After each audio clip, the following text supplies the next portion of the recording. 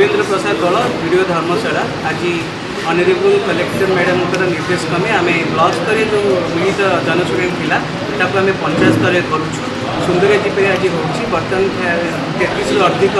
आम अभियोग नहीं सारूँ आशा रखुँ आहरी अधिक अभियोग आसे विभिन्न प्रकार अभियोग धरिक अच्छे रूराल हाउसिंग पेंशन जमी पट्टा ये सब आम ऑन दि स्पॉट किसी समाधान करने सहित पंचायत डिपार्टमेंट को पठाइबार व्यवस्था करूँ सुंदर कथा ए लोक डायरेक्टली आम पंचायत जाऊँ लोक मैंने जो ब्लॉक आसीपार असुविधा था आम पंचायत पंचायत स्तर लोक मैंने ये आसुँच सुविधा हो जाऊँगी आमको अभियोग शुणारे डिस्पोजल करमको सुविधा हो शुणा नवा सरकार तरफ प्रशासन किपर लोक पाखे जनसाधारण पाखे पहुँची पार प्रयास जारी रही प्रति पंचायत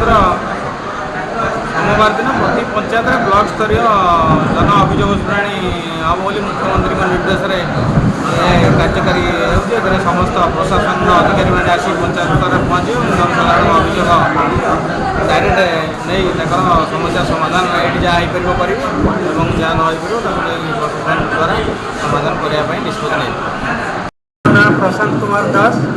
सुंदरिया ग्राम पंचायत अधीनस्थ सुंदरिया ग्रामर वार्ड नंबर 6 वार्ड मेंबर एवं आज मुझे जो तो राज्य सरकार एक अभिनव प्रयास जनकल्याण जनहितकर जनसामूहिक कार्यक्रम अभियोग शुणाणी शिविर यह अत्यंत जनकल्याण कार्यक्रम ओडिशा सरकार जहाँफल समग्र जनसाधारण नाइन सुविधा असुविधा तार कौन समस्या अच्छी आज प्रशासनिक स्तर में अभियोग ग्रहण कराई तार सुविचार शुणाणी कार्यक्रम अनुष्ठित होम पंचायत कार्यालय एणु मुझे सामूहिक अभियोग नहीं मो वार्ड सुंदरिया स्कूल सम्मुख भाग अष्टपरी मंडप पर्यंत एक रास्ता रही जो रास्ता टी दीर्घ 20 वर्ष हम पुनरुद्धार कराई जहाँफल से रास्तार वर्षा पानी लहड़ी खेलुची बारंबार अभियोग करने पर नवनिर्वाचित सरपंच आमर से